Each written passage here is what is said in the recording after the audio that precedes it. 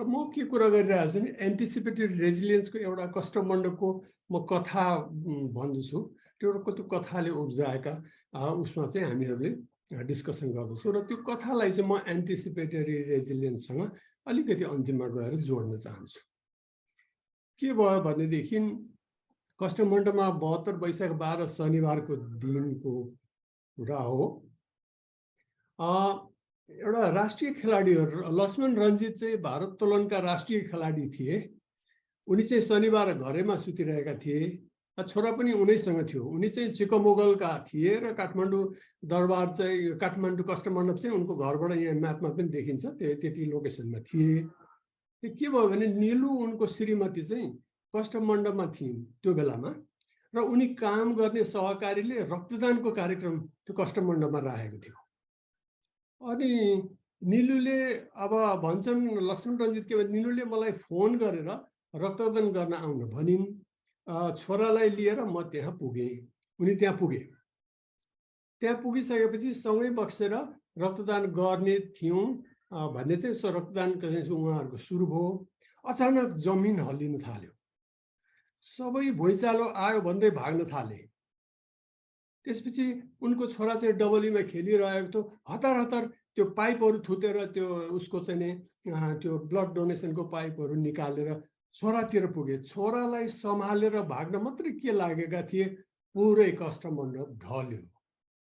अनि भन्छन् म पनि किचेँ। अनि मेरो एउटा खुट्टा च्यापियो, निकाल्न प्रयास गरेँ तर सकिनँ। निलुको अफिसको दिदीलाई छोरालाई सुरक्षित स्थानमा लगिदिनुहोस् न भनेर आग्रह गरे, तर त्यतिकैमा उनी भागिन्। उनले छोरालाई लगिदिन। करिब 45 मिनेटपछि टोलका मानिसहरू उद्धारका लागि आए। ससुरा र साला पनि त्यही आए। परिवारका सदस्यले वीर अस्पताल उनलाई पुर्याइदिए। उनी भन्छन् हामी बाबु छोराको त ज्यान जोग्यो, तर श्रीमतीको खोज खबर थिएन। उनलाई के भयो होला भनेर अत्यास लागिरहेको थियो उनलाई। टोलका साथी र खेलकुदका गुरुहरू आएर बेलुकातिर आएर उनलाई सान्त्वना दिन थाले। उनीहरूको अनुहार हेरेरै मैले लह काटेँ कि मेरी श्रीमती अब यो संसारमा छैन। बेलुकी 5 बजेतिर उनको मृत्यु भएको खबर आयो। निलुलाई कष्टमण्डपले निलेछ भन्छन् उनी। उद्धार एकदमै ढिलो भएको थियो। अपराह्न 4 बजेतिर मात्र उनको शव त्यहाँबाट निकालिएको थियो। शव टिचिङ स्थलमा राखिएको रहेछ। उनी भन्छन् त्यही जान मैले जिद्दी गरेँ। अन्ततः एउटा एम्बुलेन्समा मलाई टिचिङ लग्यो। टिचिङ अस्पतालको मुर्दा घरको छेउमा उनको शव राखिएको रहेछ। मैले निलुको शव हेरेँ, भक्कानो फुट्यो, तर मलाई उनको शव छुन दिएन, पाइन। मैले निलुको मृत शरीरलाई समेत छुन पाइन। श्रीमतीको क्रिया मेरो बुबाले गर्नुभयो। त्यति बेला छोरालाई पनि भनिदिएँ। सबैले छोरालाई नभन्नु, बिचारा बालक छोरा 6 वर्षको छोरालाई नभन्नु भनिरहेका थिए। तर छोराले पछि मम्मी खोइ भनेर सोद्धा के जवाफ दिने भन्ने उनको चाहिँ अवस्था रह्यो। वीरको ट्रमा सेन्टरमा उनी 43 दिन बसे। यसरी एउटा जीवन कथा यसरी अन्त्य भयो। लक्ष्मण रञ्जित प्रश्न गर्छन्, समयमै उद्धार गर्न सकेको भए मेरी निलु बाँच्ने थिइन्। म भग्नावेशमा नच्यापिएको भए उनलाई आफैले उद्धार गर्ने थिएँ।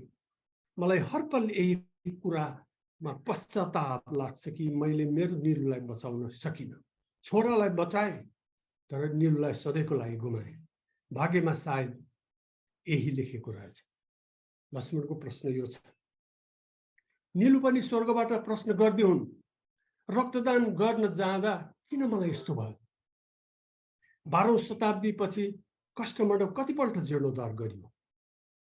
72 अघि जोखिम र सुरक्षाबारे के कदम चाल्यो? सुरक्षाबारे के कदम चाल्यो? यो फोटोग्राफ लिनु होला। यी क्वेसन्सहरुमा हामीले डिस्कसन गर्न सक्छौं। कष्टमण्डप भूकम्पमा कति सुरक्षित भनेर हेर्ने निकाय को हो? उनी प्रश्न गर्दै हुन् स्वर्गमा बसेर। उनी भन्छन् कष्टमण्ड मापदण्ड कसले बनाउँछ र कसले कार्यान्वयन गर्छ? काठमाडौँ नगरपालिकाले सुरक्षामा के कदम चाल्यो भूकम्प अगाडि? फलामको किल्ला बिना बनाएको प्राचीन घर भूकम्पमा टिक्छ कि टिक्दैन भनेर किन हेरिएन? भूकम्प अघि गुठी र समुदायले जोखिम कति छ भन्ने बारे सोचे कि सोचेन? सुरक्षाको लागि गुठीहरूले के कदम चाले त भूकम्पको अगाडि? यी दुवै प्रश्न नीलु र लक्ष्मण रञ्जितका प्रश्नहरू एन्टिसिपेटरी रेजिलियन्ससँग सम्बन्धित छन्। उनीहरूको प्रश्न अपेक्षित घटनाबारे सतर्कता र सजगता भयो कि भएन भन्ने बारेमा छ। म एन्टिसिपेटरी रेजिलियन्सलाई नेपालीमा मैले यस्ता घटनाहरू विभिन्न सम्भावनाहरूको हुन सक्ने घटनाबारे विभिन्न सम्भावनाहरूको आकलन गरी प्रत्येक सम्भावनाको सामना गर्न वैकल्पिक योजना तयार अवस्थामा राख्ने क्षमता, त्यो क्षमता नगरपालिकासँग थियो कि थिएन, आर्कियोलोजिकल डिपार्टमेन्ट थियो कि थिएन, त्यहाँको गुठीसँग थियो कि थिएन भन्ने कुराहरूलाई मध्यनजर राखेर नीलु र लक्ष्मण रञ्जित दुवैले सबै प्रश्नहरू चाहिँ सोधेर एउटा एन्टिसिपेटरी रेजिलियन्सका प्रश्नहरू उनीहरूले सोधेका थिए र यी प्रश्नहरू बहुत महत्त्वपूर्ण प्रश्नहरू छन् र यी प्रश्नहरूका बुदाहरूमा यहाँहरूले छलफल गरिसक्नु भएको छ भने त्यसमा गर्न परेन। छलफल नगरेका केही यी दुईटाको चासो होइन, त्यहाँ 4 जना 6 जना अरू पनि यो भग्नावशेषमा रक्तदान गर्दा मृत्यु भएको छ, तिनीहरूको पनि प्रश्न हो। आम हामी सबैको चाहिँ पब्लिक सेफ्टीको पनि प्रश्न हो। हेरिटेज पब्लिक स्क्वायर्समा कार्यक्रमहरू हुन्छ, टुरिस्ट जान्छन्, पब्लिक सेफ्टीको पनि कुरा हो। द होल यो एन्टिसिपेटरी रेजिलियन्सका कुराहरूमा चाहिँ मैले यो कथा माध्यमबाट केही उठेका प्रश्नहरूलाई चाहिँ मैले राखेको छु। यति भन्दै मेरो आफ्नो प्रस्तुति यहीँ सिद्धिन्छ र यसमा छलफल भयो भने मैले बढी लाभ लिनेछु भन्ने छ। हवस्, धन्यवाद।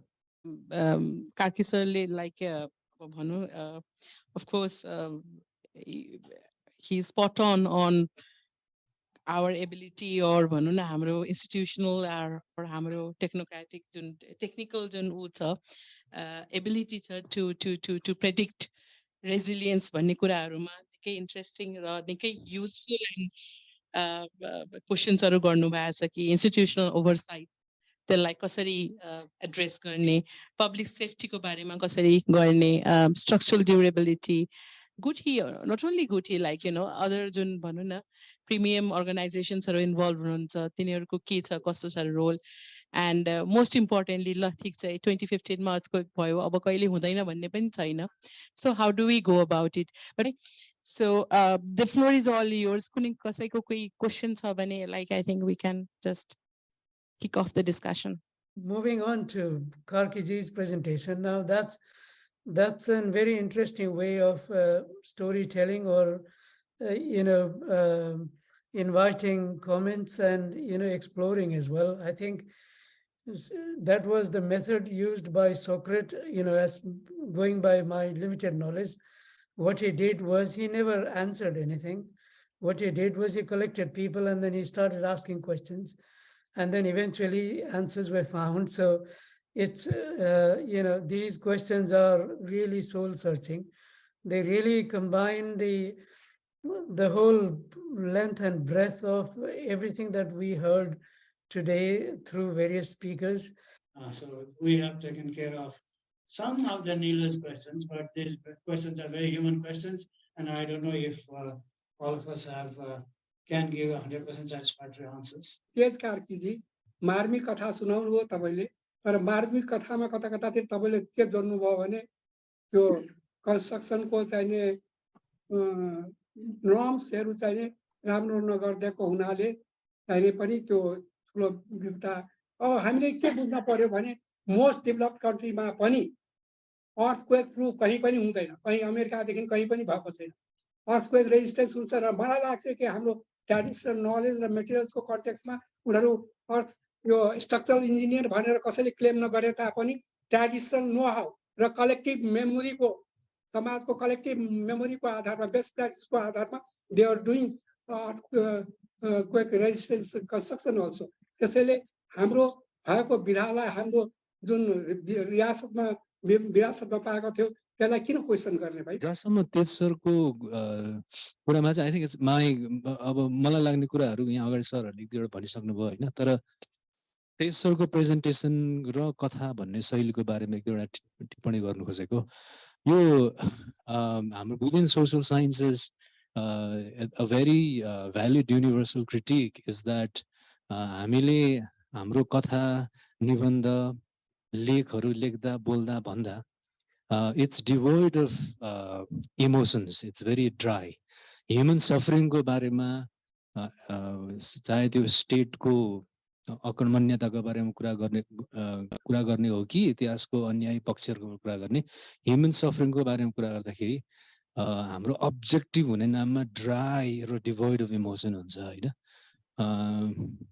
एन्टिसिपेटरी रेजिलियन्सको कुरा चाहिँ एउटा अल्टरनेटिभ स्पेसमा राखेर the kind of questions that you raised and the manner and style with which you raised is probably a template for some of us to learn from as a way to narrate a story that dignifies human suffering, but also makes the storytelling exercise intriguing to listen to, and also quite humble, right? So, jasari Niluji जहाँ हुनुहुन्छ उहाँ I'm sure she's in peace. तर त्यो स्पेसलाई आफ्नो एउटा प्रश्न गर्ने थलो बनाएर जसरी प्रश्न गर्नुभयो, I found that very intriguing. I found that very humane, and I found that very humble. So, and the questions are also very critical, important. Bharat sarसँग मेरो सानो विमति के छ भने, we unfortunately inhabit the kind of geographical landscape that is underpinned by geological conditions that are under the permanent threat of destruction. But we also inhabit a political landscape with a permanently temporary or short memories.